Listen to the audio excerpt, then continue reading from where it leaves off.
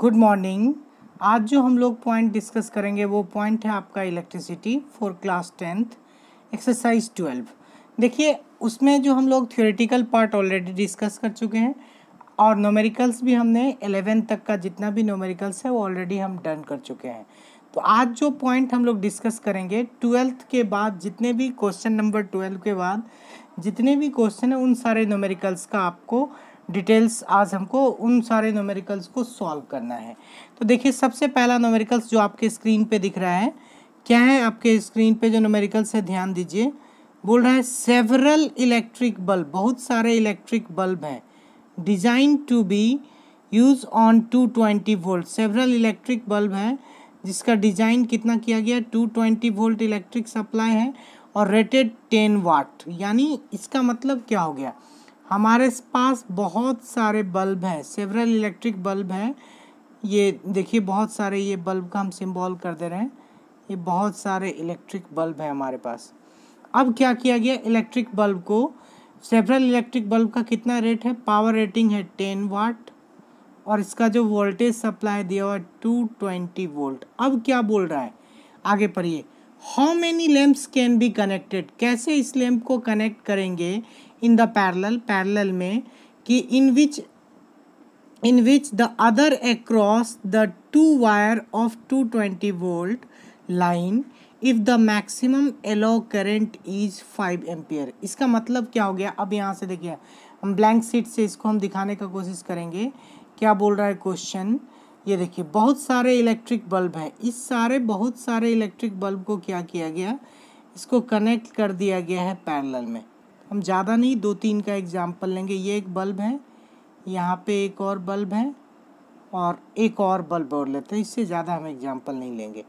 यहाँ पे 3 बल्ब लिया हमने, इस सब को किस में कनेक्ट किया गया, पैरेलल में। हमने कनेक्ट कर दिया इसको पैरेलल में। अब आगे देखिए, इसके साथ जो वोल्टेज सप्लाई दिया जाता है वो अभी भी आपका 220 वोल्ट ही दिया जाता है। कितना वोल्ट सप्लाई दे रहा है, और 220 वोल्ट। आपको एक चीज़ और पता है, पैरेलल कनेक्शन में पोटेंशियल सेम होता है, तो आपको ये भी करंट का वैल्यू दिया हुआ आई, यानी टोटल करंट पैरेलल कनेक्शन के केस में दिया हुआ आई, जो हमारा 5 एम्पियर है। अब देखिए हम लोग को क्वेश्चन में क्या निकालना, कितना नंबर ऑफ बल्ब कनेक्टेड करेंगे करंट का वैल्यू 5 एम्पियर हो। अब आज ये क्वेश्चन पे, क्वेश्चन क्या था आपका, एक बार फिर से हम पढ़ेंगे इसको। यहाँ देखिए क्वेश्चन बोल क्या रहा है, क्या सेवरल इलेक्ट्रिक बल्ब है, बहुत सारे इलेक्ट्रिक बल्ब हैं जिसका रेटिंग दिया हुआ है 220 वोल्ट। मेन पॉइंट ये है, वोल्टेज दिया हुआ है और पावर दिया हुआ है। तो पहले हम एक बल्ब का, सेवरल मतलब प्रत्येक बल्ब का जो रेसिस्टेंस है, और हमको क्या निकालना है सेवरल इलेक्ट्रिक बल्ब में से। ध्यान दीजिए कि सेवरल इलेक्ट्रिक बल्ब में 2 चीज़ निकालना है। पहले हमको ईच बल्ब का रेसिस्टेंस निकालना है। तो कैसे निकालेंगे, रेसिस्टेंस ऑफ ईच बल्ब, तो आप तो जानते हैं P = V²/R। तो यहाँ से एक फॉर्मूला पुट कर दिए, R = V²/P। तो यहाँ से जब R = V²/P करेंगे तो R का वैल्यू निकल गया आपको कितना, वोल्टेज दिया हुआ है 220 वोल्ट, पावर 10 वाट, पुट कर दीजिए वैल्यू को। तो V² यानी 20 × 220 बाय पावर 10 वाट है, 0 0 रिमूव होगा तो 4840 ओम। ये जो निकला ये रेसिस्टेंस ऑफ ईच बल्ब है, यानी एक बल्ब का रेसिस्टेंस आपको निकला है। अब आप मान लेते हैं कि हमको नहीं पता कितना बल्ब को कनेक्ट कर रहे हैं, तो हम मान लेते हैं कि n नंबर ऑफ बल्ब को कनेक्ट कर रहे हैं पैरेलल।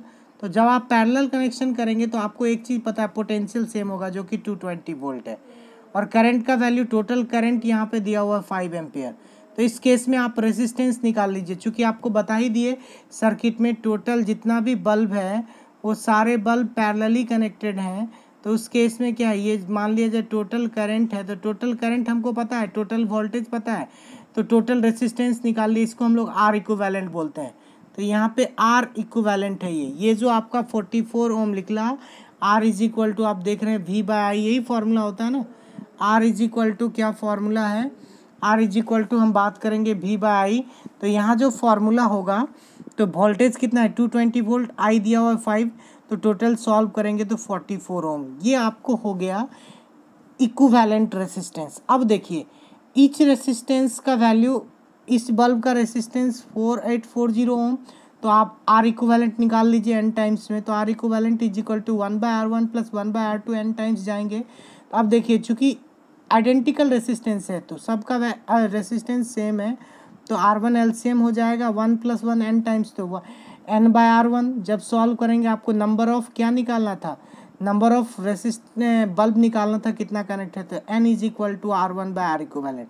तो R1 का वैल्यू यहाँ पे है हमारा 4840 और R इक्विवेलेंट 44 ओम। पुट कर दिए वैल्यू, तो यहाँ से आप देखेंगे 110 कटने के बाद आ जा रहा है। ये जो 110 कटने के बाद आया ये आपका हो गया 110 ओम और N का वैल्यू 110 ओम है। तो इस केस में क्या हो जाएगा, यानी 110 यानी 110 लैंप आपको कनेक्ट करना पड़ेगा पैरेलल में, तब जाके क्या होगा, ये आपको जो करंट उस सर्किट में पास होगा वो 5 एम्पियर होगा। क्वेश्चन समझ में आ गया होगा आपको। अब नेक्स्ट क्वेश्चन पे जाएंगे हम लोग। नेक्स्ट क्वेश्चन नंबर कौन सा है, 13 पहले डिस्कस कर लें, इसके बाद हम अगले क्वेश्चन। 13 क्या है देखिए ध्यान से। 13 है question, A hot plate of an electric oven. एक इलेक्ट्रिक ओवन है जिसका जो वोल्टेज सप्लाई दिया, देखिए यहाँ पे वोल्टेज गिवन है 220 वोल्ट, हैज़ अ रेसिस्टेंस, दो क्वाइल है, एक क्वाइल ए है एक क्वाइल बी है, दोनों का रेसिस्टेंस सेम है जो कि 24 ओम है। तो क्या बोल रहा है, विच में बी यूज सेपरेटली, जब इसको सेपरेट यूज़ करते हैं या आप सीरीज में यूज़ करते हैं या पैरेलल में यूज़ करते हैं, उस केस में क्या निकालना है, what is the current in this case. ध्यान से देखिए, एक इलेक्ट्रिक ओवन का मतलब बिजली का जो है चूल्हा टाइप का है। तो बिजली का चूल्हा है, तो बिजली के चूल्हा में क्या किया गया, जिसका वोल्टेज रेटिंग दिया हुआ है 220 वोल्ट और आपको दो क्वाइल यूज़ किया गया जो कि 24 ओम का है। तो आपको क्या निकालना है, हमको करंट का वैल्यू चाहिए, कब, जब सेपरेटली यूज़ करें क्वाइल। सेपरेटली का मतलब दोनों में से किसी एक क्वाइल को आप यूज़ कर रहे हैं। तो जब दोनों में से किसी एक क्वाइल को यूज़ करेंगे तो अकॉर्डिंग टू ओम्स लॉ आप जानते हैं क्या फॉर्मूला होता है, V = IR, तो I = V/R। तो वोल्टेज सप्लाई कितना है, यहाँ पे दिया हुआ है 220 volt, 220 by resistance of each coil दिया हुआ है 24, पुट कर दीजिए, यहाँ से आपको आ गया 9.16 एम्पियर। अब देखिए 3 क्वेश्चन था, जब क्वाइल को सेपरेटली आप कनेक्ट कर रहे हैं तब करंट का वैल्यू क्या होगा, दूसरा बोला जब क्वाइल को सीरीज में कनेक्ट करेंगे तब करंट का वैल्यू। अब देखिए when coil are connected in series, दो क्वाइल हैं, जब सीरीज में कनेक्टेड करेंगे तो इक्विवेलेंट रेसिस्टेंस सीरीज में क्या होता है, R1 + R2। तो इक्विवेलेंट रेसिस्टेंस R1 + R2 होगा तो 24 + 24 कितना हो जाएगा, इक्विवेलेंट रेसिस्टेंस 48 ओम। अब देखिए यहाँ पे हम बात करें current flowing through the circuit, कितना करंट फ्लो करेगा उसके बारे में बात कर लें। तो यहाँ से आप देख सकते हैं I = V/R, चूँकि रेसिस्टेंस 48 निकल गया तो V वोल्टेज 220 वो फिक्स है, R का वैल्यू 48 आ गया, तो करंट का वैल्यू कितना निकला 4.58 एम्पियर। ये कब निकला, जब आप उस दोनों क्वाइल को सीरीज में कनेक्ट किए। तो एक चीज़ और देखिए, जब क्वाइल को सीरीज में कनेक्ट करते हैं तो रेसिस्टेंस का वैल्यू बढ़ता है तो करंट का वैल्यू क्या हो जाता है, घट जाता है। अब देखिए यहाँ पे जब क्वाइल को आप पैरेलल कनेक्ट करेंगे तो आप देख रहे हैं 1/24, ये आपको कटा हुआ पार्ट है, 1/24 LCM करेंगे तो 1 + 1 2, तो RP का वैल्यू क्या हो जाएगा 24/2 यानी 12 ओम RP का वैल्यू हो गया। RP अगर 12 ओम हो गया तो इस केस में आप देखिए I = V/R 220/12, तो इसका वैल्यू कितना हो जाएगा 220/12 का, यहाँ से आप इसको कट कर सकते हैं 18.33। अब एक चीज़ देखिए, तो यहाँ पे आपको क्या देखने का मिला, क्वेश्चन क्या था कि एक इलेक्ट्रिक ओवन है उसमें दो क्वाइल है, जब सेपरेट जैसे एक ही क्वाइल को यूज़ कर रहे हैं उस केस में आपको करंट का वैल्यू निकालना है। दूसरा था जब दोनों क्वाइल को आप सीरीज में कनेक्ट कर दें उस केस में आपको करंट का वैल्यू निकालना। तीसरा क्वेश्चन था दोनों क्वाइल को आप पैरेलल में कनेक्ट करें और तब आप क्या करें, उसका करंट का वैल्यू निकालें। तो हम पहला आसानी से किए, दूसरा में क्वाइल को सीरीज में कनेक्ट करना था तो सीरीज में कनेक्ट कर लिए और ओम्स लॉ से आप जानते हैं I = V/R। Same second case में भी क्वाइल जब पैरेलल कनेक्टेड है तो 1/RP फॉर्मूला बता चुके हैं पैरेलल कनेक्शन का क्या होता है, 1/RP = 1/R1 + 1/R2, 1/R1 + 1/R2, ये पैरेलल कनेक्शन के केस में होता है। इसका अप्लाई किए, रेसिस्टेंस आ गया तो करंट। एक चीज़ आप देखिए, जब पैरेलल कनेक्शन में आप सर्किट रेसिस्टेंस को कनेक्ट करते हैं तो उसका वैल्यू डिक्रीज करता है, डिक्रीज जैसे ही किया तो सर्किट में करंट का वैल्यू इंक्रीज कर गया। वहीं पे सीरीज कनेक्शन में रेसिस्टेंस का वैल्यू इंक्रीज करता है लेकिन सर्किट का करंट उसके कारण क्या हो जाता है, डिक्रीज होता है। ये क्वेश्चन क्लियर हो गया। अब जो हम लोग क्वेश्चन पढ़ेंगे वो क्वेश्चन क्या पढ़ेंगे देखिए।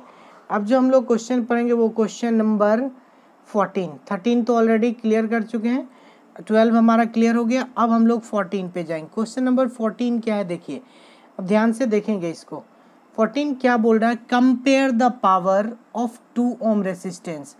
ये कंपेयर बोल रहा है, यानी 2 ohm resistance, compare the power of 2 ohm resistance in each of the following circuit. यहाँ पे 2 सर्किट गिवन है। पहला सर्किट देखिए क्या बोल रहा है, a 1 volt battery in series with 1 ohm and 2 ohm resistance. देखिए यहाँ पे हम वही चीज़ किए हैं, एक 6 वोल्ट बैटरी, ए 6 वोल्ट बैटरी कनेक्ट है किसके साथ, 1 ओम और 2 ओम रेसिस्टेंस के साथ। तो आप इस केस में देखिए दोनों रेसिस्टेंस आपस में सीरीज कनेक्शन है, तो जब ये सीरीज कनेक्टेड है तो इक्विवेलेंट रेसिस्टेंस कितना होगा, R S is equal to R1 + R2, 1 ohm + 2 ohm, तो ये 3 ओम हो जाएगा। इस केस में अगर हम करंट की बात करेंगे तो करंट ओम्स लॉ से हम निकालते हैं I = V/R। तो वोल्टेज सप्लाई हमारा 3 वोल्ट है और टोटल रेसिस्टेंस हमारा 3 ओम है, तो करंट यहाँ पे कितना हो गया, 2 एम्पियर। अब एक चीज़ और देखिए, चूँकि ये सीरीज कनेक्शन है, आपको पता है जितना करंट यहाँ पे जाएगा 1 ओम वाले में, उतना ही करंट आपको 2 ओम वाले में जाएगा, यानी सेम करंट फॉलो करेगा 2 ओम। तो कितना करंट जा रहा है, 2 एम्पियर। तो हमको किसका वैल्यू चाहिए, हमको वैल्यू चाहिए पावर का, जो कि नीचे हम कैलकुलेट है, हम दिखा रहे हैं कैसे पावर का वैल्यू दिखाएंगे। यहाँ से देखिए, यहाँ से आप देख सकते हैं पावर P = क्या होता है फॉर्मूला, I²R। तो I² का वैल्यू 2 है, तो 2 × 2 यानी 4, और रेसिस्टेंस कितना 2 ओम के लिए निकालना था, पावर = 8 वाट। अब देखिए आगे इस क्वेश्चन में देखेंगे, ये क्वेश्चन क्या बोल रहा है कि एक 12 ओम, यहाँ पे देखिए ए 4 volt battery in parallel with 12 ओम और 2 ओम, 12 ओम और 2 ओम के साथ यहाँ पे है सर्किट, 12 ओम और 2 ओम के साथ एक 4 वोल्ट बैटरी को क्या किया गया, कनेक्ट किया गया। जब 4 वोल्ट बैटरी को आप कनेक्ट किए तो यहाँ देखिए हम करंट का वैल्यू निकालने इसकी कोई ज़रूरत नहीं थी। क्यों ज़रूरत नहीं थी, यहाँ पे कैसे निकाल सकते थे, क्योंकि जब ये पैरेलल कनेक्शन है तो वोल्टेज सेम होगा। अगर हम 2 वोल्ट बैटरी का भी पोटेंशियल की बात करें तो इसका भी 4 वोल्ट होगा, और 12 वोल्ट बैटरी के लिए पोटेंशियल भी 4 वोल्ट होगा। तो पोटेंशियल हमको मिल गया। तो आपको पता है P = फॉर्मूला है V²/, जब हमको पोटेंशियल पता हो गया तो पावर निकालना है V²/R। तो P = V दिया हुआ है, कितना दिया हुआ V, 4 वोल्ट, तो 4 × 4 कितना हो जाएगा 16/R। R का वैल्यू कितना है, यहाँ से देखिए R का वैल्यू 2 ओम रेसिस्टेंस के लिए निकालना था, तो यहाँ पे आंसर हो जाएगा पावर = 8 वाट, जो कि आप नीचे देख सकते हैं। यहाँ से अभी इसको जस्ट हम दिखा दें, ये आप देखिए 8 वाट कैसे हुआ, V²/R। तो V का वैल्यू कितना था, 16 था, तो इसको यहाँ से क्या किए 16/2, तो 8 वाट। ये हो गया 14 नंबर क्वेश्चन, क्लियर हो गया। अब जो हम लोग नेक्स्ट क्वेश्चन डिस्कस करेंगे वो क्वेश्चन होगा हमारा क्वेश्चन नंबर 15।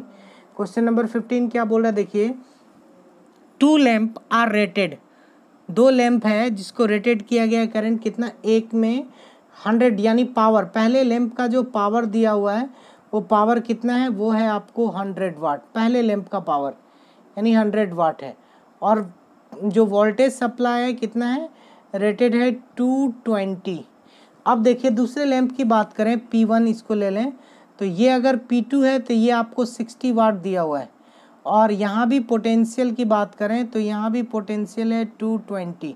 क्वेश्चंस क्या बोल रहा है आगे, इन दोनों को पैरेलल में कनेक्ट करना। तो एक चीज़ देखिए, जब 2 डिवाइस को यानी 2 लैंप को आप पैरेलल में कनेक्ट करेंगे तो पोटेंशियल डिफरेंस सेम होगा, है भी आप देख सकते हैं, पोटेंशियल डिफरेंस रिमेन सेम। जब पोटेंशियल डिफरेंस सेम होगा तो क्या निकालना है, what current drawn from the line in the supply voltage 220। अगर दोनों के बीच 220 वोल्ट सप्लाई कर रहे हैं तो कितना करंट पास करेगा, यानी हमको टोटल करंट का वैल्यू निकालना है। अब यहाँ से देखिए, हमको जब टोटल करंट का वैल्यू निकालना, पहले हम क्या किए, एक फार्मूला आप पढ़ें, P = V × I। तो यहाँ से I = P/V।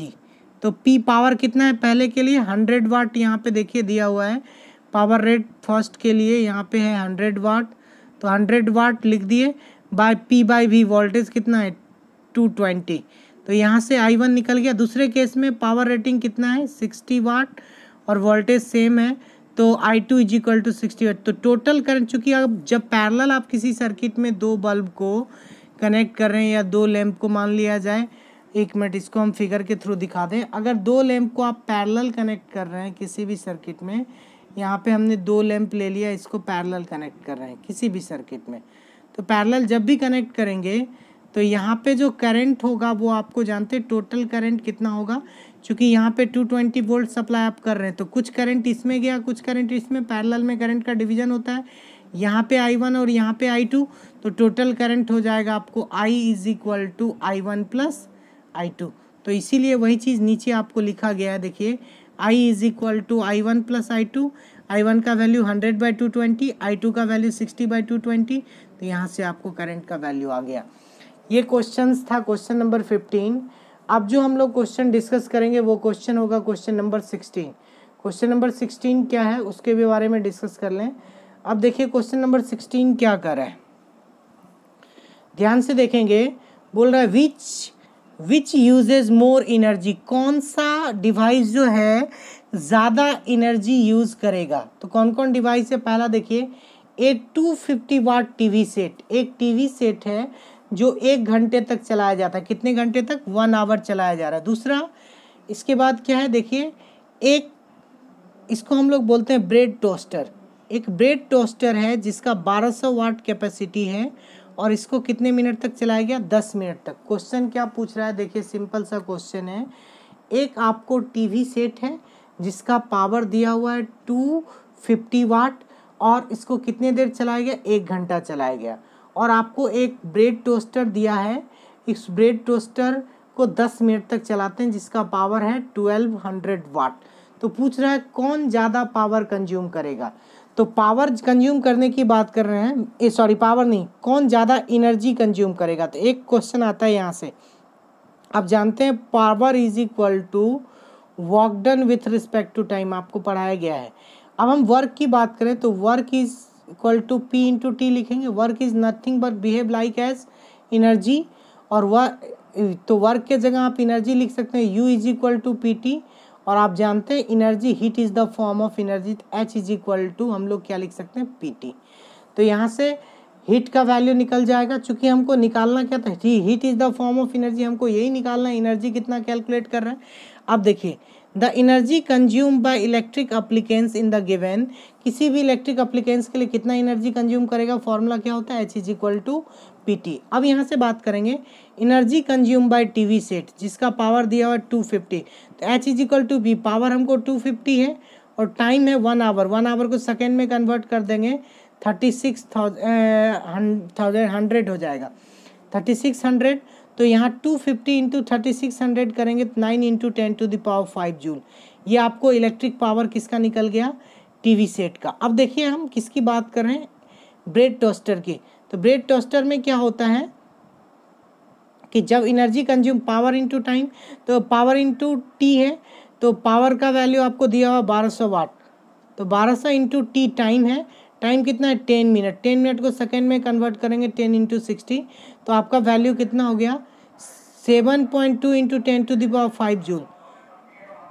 उस केस में क्या हो जाएगा, उस केस में क्या होगा, आपको हीट एनर्जी किसका ज़्यादा होगा, यहाँ पे देखिए hence the energy consume by TV, ये ग्रेटर देन होगा किससे, ब्रेड टोस्टर से। क्लियर हो गया ये कंसेप्ट भी कि हम लोग एनर्जी कंज्यूम किससे निकालेंगे, कौन सा फॉर्मूला यूज़ करेंगे, पावर इनटू टाइम, वहाँ से पावर गिवन है और टाइम को सेकेंड में, तो ऐसा ही यूनिट में आपको मिल जाएगा। ये क्वेश्चन क्लियर हो गया।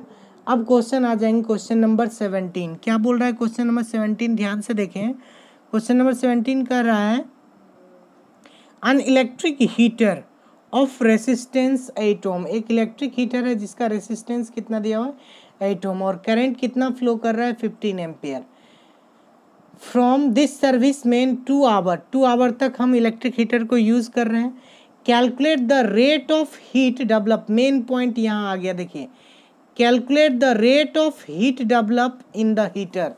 तो रेट जब बात किया हीट डेवलप यानी H/T, calculate the heat develop क्या बोल रहे थे इस क्वेश्चन के बारे में एक बार फिर से देख लें। An electric heater of resistance दिया हुआ 8 ओम और 15 ampere from the serviceman two hour, serviceman का मतलब यहाँ पे इस सेंस में है, एक इलेक्ट्रिक हीटर है जिसका 8 ओम रेसिस्टेंस है और 15 एम्पेयर करंट जा रहा है और 2 घंटे के लिए इसको यूटिलाइज कर रहे हैं। अब देखिए क्या बोल रहे हैं, calculate the rate at which heat is develop on the heater. Main यही क्वेश्चन है, कैलकुलेट द रेट, रेट का मतलब हीट डेवलप, रेट का मतलब heat with respect to time, इसको हम लोग पावर बोलते हैं। यानी हमको क्या निकालना है, पावर। और आपको पता होगा पावर टाइम से इंडिपेंडेंट है। 3 फॉर्मूला पढ़ चुके हैं, P is equal to V into I, दूसरा फॉर्मूला पढ़े हैं P is equal to I square R, तीसरा फॉर्मूला आप जानते हैं P is equal to V square by R. सारे केस में आप देखिए टाइम से इंडिपेंडेंट है। तो ऑब्वियसली इस केस में जब टाइम से इंडिपेंडेंट है तो यहाँ पे टाइम से कोई लेना देना नहीं है, ये 2 आवर का आप कंफ्यूज में नहीं रहेंगे। यानी हमको पावर निकालना, P इज इक्वल टू क्या फॉर्मूला होगा, आई स्क्वायर आर, आई गिवन है आपको 50 एम्पियर, तो 50 इंटू आर का वैल्यू 8 ओम, सॉल्व करेंगे तो पावर आ गया इतना जूल। तो इलेक्ट्रिक पावर जो प्रोड्यूस करता है कितना जूल प्रोड्यूस करता है, ये 1800 जूल पर सेकेंड। चूँकि रेट ऑफ पावर पूछा था, अगर पावर से पावर रहता तो वाट बोलते या जूल पर सेकेंड भी बोलते हैं इसको, कोई दिक्कत नहीं। यहाँ तक आपको समझ में आ गया। नेक्स्ट क्वेश्चन क्या है, क्वेश्चन नंबर 18। थोड़ा सा हम इसको ऊपर करेंगे क्वेश्चन नंबर 18 को। देखिए क्या बोल रहा है क्वेश्चन नंबर 18। देखिए क्वेश्चन में क्वेश्चन बोल रहा है why tungsten use almost exclusively for filament of electric lamp. Tungsten का यूज़ इलेक्ट्रिक लैम्प के फिलामेंट के लिए क्यों किया जाता है, तो इसमें आपको एक ही चीज़ बोलना है। जनरली टंगस्टन का रेसिस्टिविटी क्या होता है, बहुत हाई होता है। रेसिस्टिविटी हाई होने के साथ साथ मेल्टिंग पॉइंट भी बहुत हाई है। तो जब रेसिस्टिविटी हाई है तो जब आप करंट पास करेंगे तो large amount of heat produce होगा, तो वो गलेगा नहीं, क्योंकि मेल्टिंग पॉइंट हाई होने के कारण वो क्या हो जाएगा, उस केस में वो बर्न नहीं करेगा, जलेगा नहीं। वो क्या करेगा, उस केस में हीट जो प्रोड्यूस होगा वो हीट एनर्जी कन्वर्टेड कर देगा in the form of light energy. अगर हीट एनर्जी को लाइट एनर्जी में कन्वर्ट कर दिया तो उस केस में ही बल्ब क्या करता है, ज़्यादा ग्लो करता है। तो क्वेश्चन क्या था एक बार फिर से बता दें, टंगस्टन का यूज़ हम लोग फिलामेंट में क्यों करते हैं। तो टंगस्टन का यूज़ फिलामेंट में इसलिए किया जाता है क्योंकि टंगस्टन का रेसिस्टिविटी हाई होता है, उसके साथ साथ हाई मेल्टिंग पॉइंट है। और रेसिस्टिविटी और मेल्टिंग पॉइंट हाई होने के साथ साथ अगर आप करंट पास करते हैं तो उस केस में वो हीटेड होता है। हीटेड होने के साथ वो बर्न नहीं करता है, हीट होता है और वहाँ पे हीट एनर्जी कन्वर्ट हो जाता है in the form of light energy, जिसके कारण वो प्रॉपर ज़्यादा ग्लो कर पाता है। अब हम लोग नेक्स्ट क्वेश्चन की बात करेंगे। नेक्स्ट क्वेश्चन आपका क्या है, क्वेश्चन नंबर 18 का ए था, अब 18 के बी पे आ जाएंगे। 18 का बी क्वेश्चन क्या है, देखिए ध्यान से। क्वेश्चन नंबर बी क्या बोल रहा है यहाँ पे, why are conductor of heating device such as bread toaster and electric iron made of alloy rather than pure metal। इसका मतलब क्या हो गया कि अगर हम हीटिंग डिवाइस की बात करें, लाइक ब्रेड टोस्टर की बात करें, इलेक्ट्रिक आयरन की बात करें, तो इसमें जो है हम लोग एलॉय का यूज़ क्यों करते हैं, यहाँ पे मेटल्स यूज़ क्यों नहीं किया जाता, या कंडक्टर का यूटिलाइज आप क्यों नहीं करते। तो सिंपल समझिए, एलॉय जनरली हम लोग इसलिए यूज़ करते हैं। एलॉय आप देखेंगे एनसीईआरटी में चार्ट में दिया हुआ है। तो एलॉय में कॉन्स्टेंटन, मेगानीन, इसके अलावा हम लोग किसकी बात करते हैं, तो इसकी हम लोग नाइक्रोम की बात करेंगे। तो ये सब एलॉय हैं। एलॉय का जनरली क्या होता है, रेसिस्टिविटी बहुत ज़्यादा होता है, और रेसिस्टिविटी बहुत ज़्यादा होने के कारण क्या हो जाता है, वो हीट ज़्यादा प्रोड्यूस करता है। चूँकि इलेक्ट्रिक आयरन हीटिंग डिवाइस है, हमको हीट ज़्यादा चाहिए, तो हीट ज़्यादा होने के लिए वैसे मटेरियल का यूज़ करेंगे जिसमें रेसिस्टिविटी ज़्यादा हो। तो एलॉय का रेसिस्टिविटी ज़्यादा होने के कारण जो है हम लोग इलेक्ट्रिक आयरन में या ब्रेड टोस्टर में इसका यूटिलाइजेशन करते हैं। अब देखिए ध्यान से, वही चीज़ लिखा हुआ है, स्पष्ट देख लेंगे। अब बोल रहा है why is the series arrangement not use for domestic circuit. किसी भी डोमेस्टिक सर्किट में सीरीज में हम लोग कनेक्ट नहीं करते हैं डोमेस्टिक सर्किट को। इसके पीछे कारण क्या है, देखिए आप थोड़ा सा यहाँ से आ जाएं। तो अगर किसी भी डोमेस्टिक सर्किट को आप सीरीज में कनेक्ट करते, मान लिया जब बहुत सारा डिवाइस सीरीज में कनेक्ट कर दिए, तो अगर आप सीरीज में कनेक्ट कर दे रहे हैं तो क्या होता है, वोल्टेज फ्लक्चुएट करता है। यहाँ पे वोल्टेज V1 है, यहाँ पे वोल्टेज V2 है, यहाँ पे वोल्टेज V3 है। सबसे पहला इसका मतलब वोल्टेज जैसे जैसे आपको करंट बढ़ेगा तो वोल्टेज डिक्रीज होता है। करंट बढ़ेगा कहने का मतलब पाथ का लेंथ बढ़ेगा, करंट बढ़ेगा मतलब ये नहीं, करंट बढ़ेगा तो आप जानते हैं वोल्टेज इंक्रीज करेगा, वी डायरेक्टली प्रोपोर्शनल। हम पाथ की बात बोल रहे हैं, जैसे ए पॉइंट से अगर बी पॉइंट तक जाएगा इलेक्ट्रिक करंट फ्लो करते हैं तो वोल्टेज कुछ ना कुछ ए से बी तक जाने में डिक्रीज करेगा। यहाँ अगर 10 वोल्ट है तो यहाँ 9 वोल्ट होगा। तो उस केस में क्या होता है, अगर वोल्टेज डिक्रीज किया तो आप जान रहे हैं सिंपल सा कॉन्सेप्ट है, वोल्टेज डायरेक्टली प्रोपोर्शनल है करंट के, तो करंट भी डिक्रीज करेगा। जब करंट डिक्रीज करेगा तो उस केस में आप जान रहे हैं वोल्टेज डिक्रीज कर रहा है, करंट डिक्रीज कर रहा है, तो इसका मतलब वहाँ पे हीट ज़्यादा प्रोड्यूस होगा, और करंट जब हीट प्रोड्यूस होगा तो डिवाइस प्रॉपरली वर्क नहीं करेगा। एक बार इस लैंग्वेज को भी पढ़ दें जो हमने यहाँ पे लिखा है, देखिए आप स्पष्ट क्या लिखे हैं, एक बार इस चीज़ को देखिए, इस पॉइंट से हम इस चीज़ को डिस्कस कर लें। यहाँ पे देखेंगे आप स्पष्ट से, यहाँ पे देखिए क्या लिखा गया, इस पॉइंट को देखिए, the voltage is divided in series circuit. Obviously series circuit में वोल्टेज सेम नहीं रहेगा, पैरेलल सर्किट में वोल्टेज सेम रहता है। तो वोल्टेज डिवाइडेड हो गया, तो वोल्टेज के डिवाइड होने के साथ साथ क्या बोला, so component of current receive a small voltage because the amount of current decreases। क्या हो रहा है जनरली कि वोल्टेज क्या हो रहा है, सीरीज सर्किट में डिवाइड हो रहा है, वोल्टेज के डिवाइड होने के साथ साथ करंट का वैल्यू भी क्या होगा, डिवाइड होगा, यानी करंट का वैल्यू डिक्रीज हो जाएगा। और जब करंट का वैल्यू डिक्रीज होगा तो क्या हो जाएगा, उस केस में डिवाइस हॉट हो जाएगा और वो प्रॉपर काम नहीं करेगा। ये था आपको क्वेश्चन नंबर 18। क्वेश्चन नंबर 18 का कौन सा क्वेश्चन, सी। अब एक दो क्वेश्चन और है वो भी डिस्कस कर लें। क्वेश्चन नंबर 18 का डी क्या बोल रहा है, how a resistance of wire very with area of cross section. तो आपको हम ये चीज़ पहले ही बता चुके हैं, resistance of wire directly proportional होता है लेंथ के, इन्वर्सली प्रोपोर्शनल होता है क्रॉस सेक्शन एरिया के। इस पॉइंट को ऑलवेज याद रखेंगे। ये था ऑब्वियसली, ये क्वेश्चन आपको क्लियरली समझ में आ गया।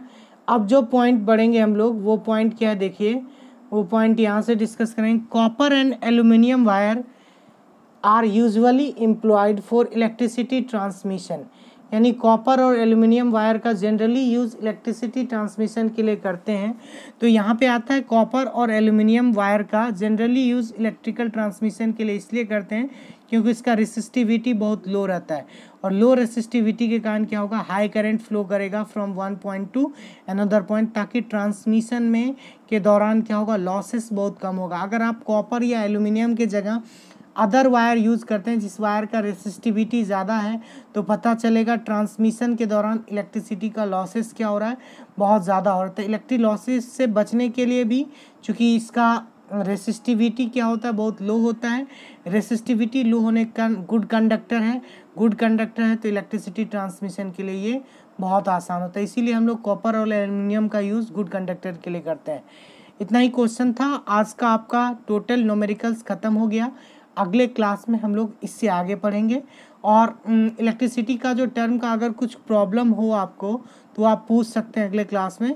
क्वेश्चन हम चाहेंगे कि इसको डिस्कस कर दें, और नोट्स भी प्रोवाइड करने वाले हैं बहुत जल्द आप लोग को। इतना ही आज।